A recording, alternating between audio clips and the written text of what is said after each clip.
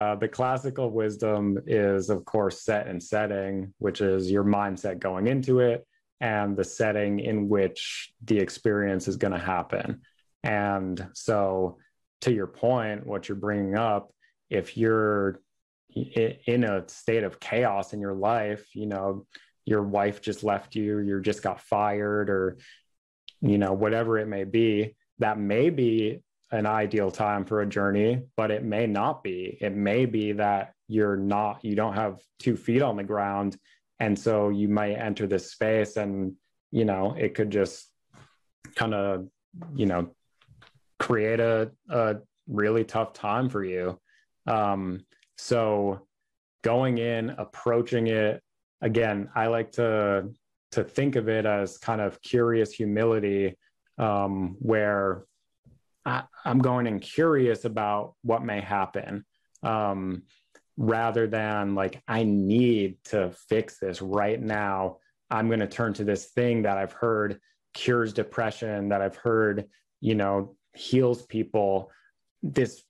So I'm just going to jump into this, when really it's much more nuanced than that. And it's quite complicated. And so having the right mindset, which, I think can be cultivated by any number of ways, through having a coach, or through a meditation practice, or through working with a therapist, or just knowing yourself, listening to yourself, and hearing that internal voice say, I'm ready.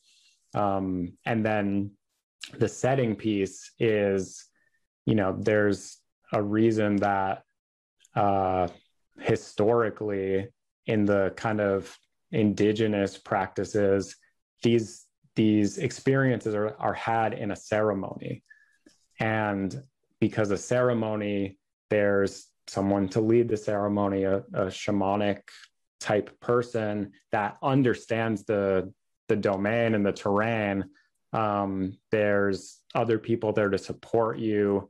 There's this feeling that I'm participating in something greater than myself.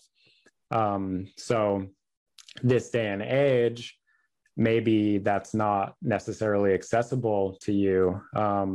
There are, of course, ayahuasca retreats you can go to, and there are various kind of underground workers, guides or sitters, who will sit with you and, again, understand the terrain, understand what to do if things get hard for you.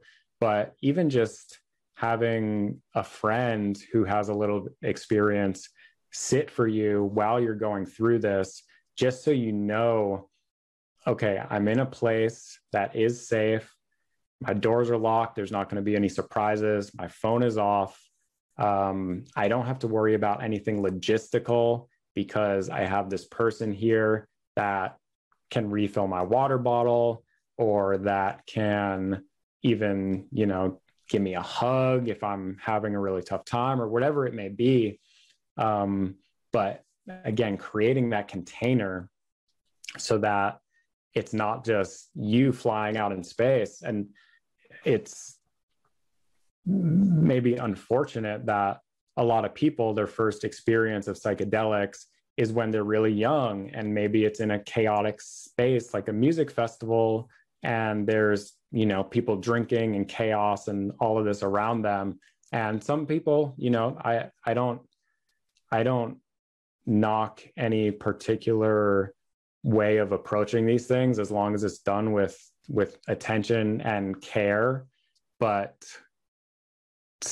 I think a lot of people tend to get into bad situations because their environment is not controlled. It's too chaotic. So just having the container, again, the feeling of safety and knowing that there's not going to be any surprises, that alone is invaluable.